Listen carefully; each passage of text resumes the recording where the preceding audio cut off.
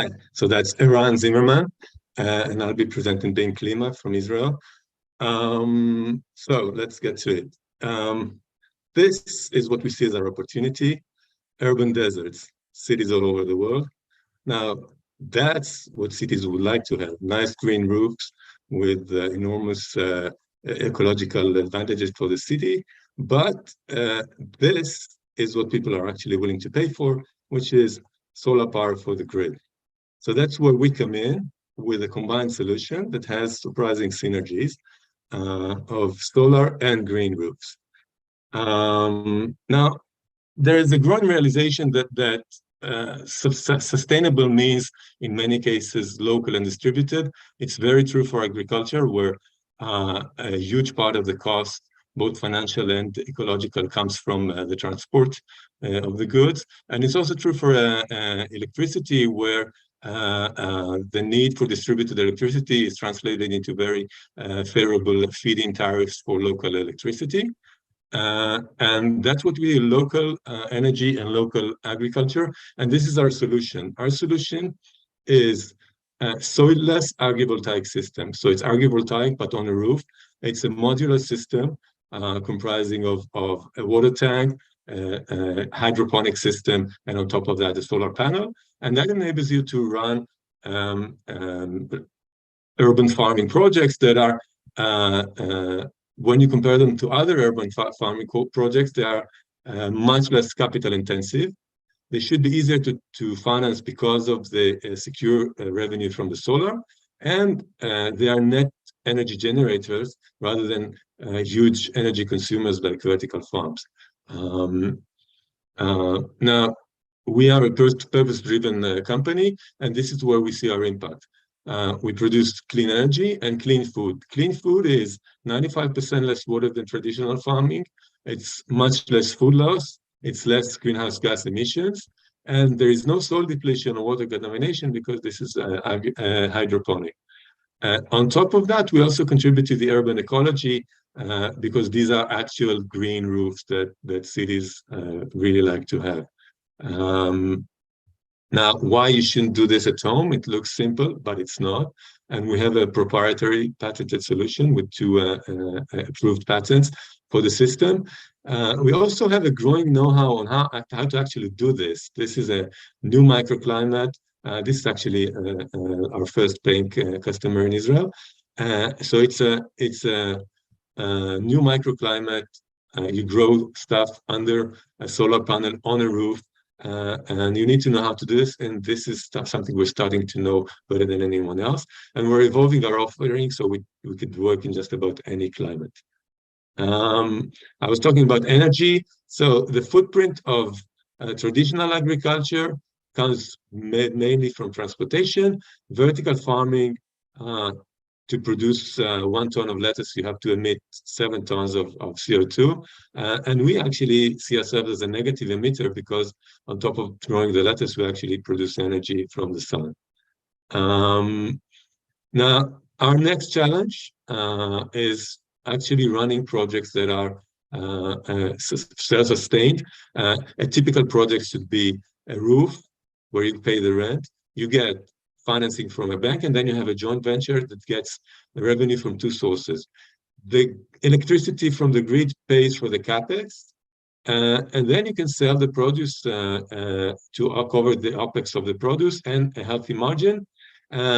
From our figures, these projects should provide us with something like 15% IRR without leverage, or 30% 1 minute leverage.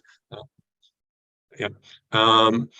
So if we think bigger, if we cover 50,000 roof, we'll be a very substantial company with a gigaton scale impact. And just a minute for the team, very experienced team with experience both in R&D, product development, finance, strategy, and very much committed to climate change. We've 6 pilots, a first paying customer, and 2 patents approved. And now the next stage, we are raising $1 million or more to support us in getting into the European market and start to actually launch the product.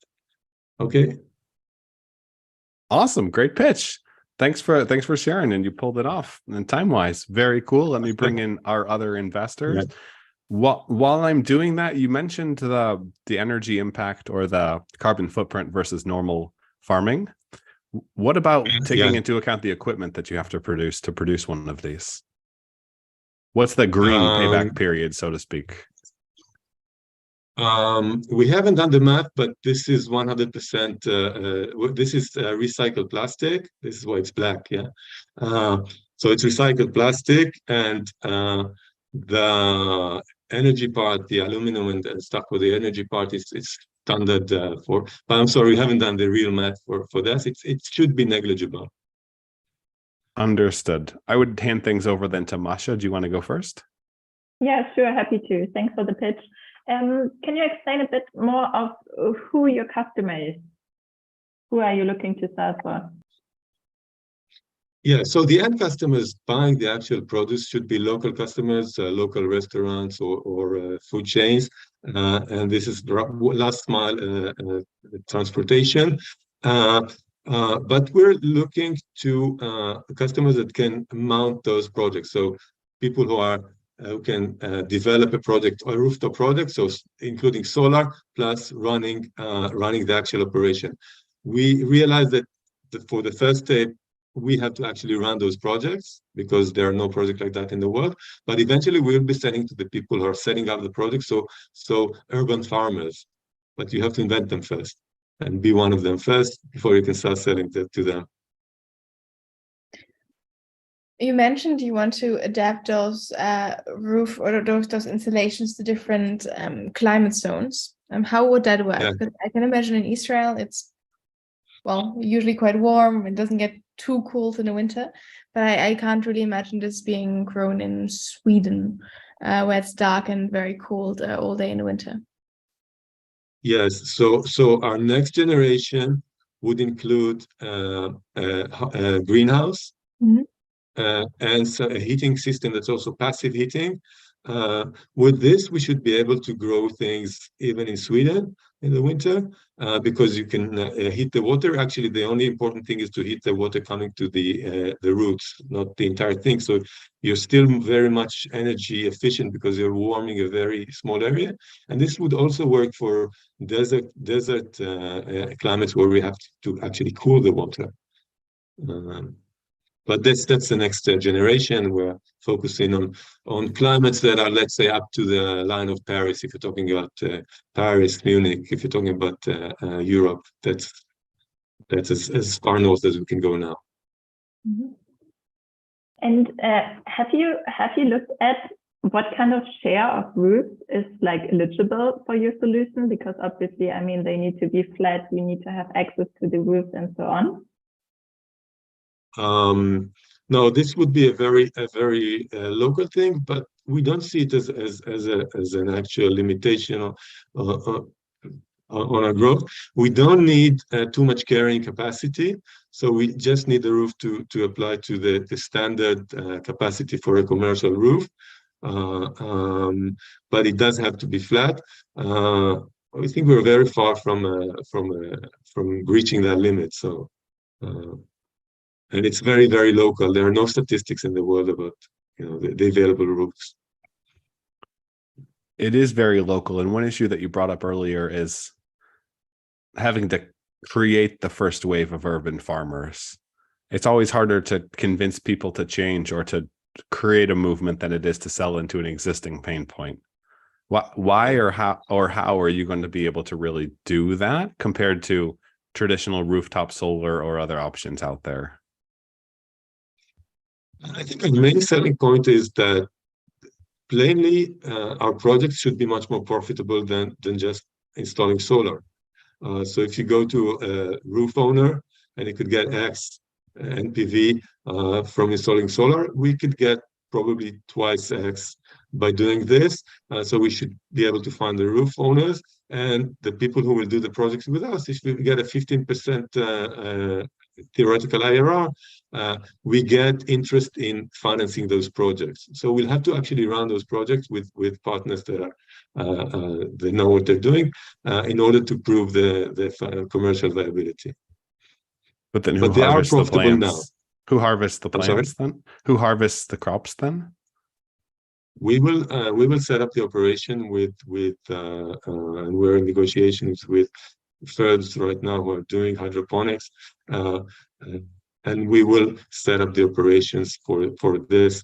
For the first steps, we'll have to do it ourselves in joint ventures that we're heavily involved in. Hopefully, in further on, it will be simpler and people will just do it on their own. But yes, we have to take care of all of this now.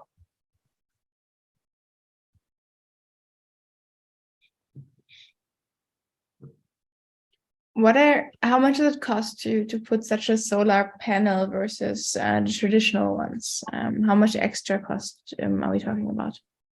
It's about twice the investment. So if you take a 500 square meter roof, the investment should be around 120,000 euros, all included. And I think the investment for just solar, at least here, it should be about 50-something thousand euros. So it's just about the double. And your net revenues should be also about double after the cost of running the agricultural operation. So for the same roof, you pay double and you get double. Okay. So the ROI remains similar. Can you elaborate a bit more on the technology? Like, where do you see your USP? And like, I think you also touched upon that you do have like patent waiting. So what is the part of the technology that you are planning to protect? I'm not sure I heard you correctly. Where in the technology do you see your core USP, and what part do you plan to protect? We do have two approved patents. So the products we plan to protect are already protected and approved. And this is mainly, the main patent is the idea of a single system insulated that contains both solar and hydroponic, and that can be connected with other units to create a solar hydroponic installation. So this is actually quite a strong patent covering our basic idea. Now the rest of it, there are actual technical parts to it that are also protected, but this is the main idea that's protected, and it's quite strong actually. So no one else can create a solar vertical farm or hydroponic farm combination then? You can create, if you're doing the standard way, you're insulating the roof and you're doing a rooftop farm, and on top of that we want to install solar, that is not protected. But if you want to create modules like ours that are self-contained, insulated, and contain the entire system, this is actually protected.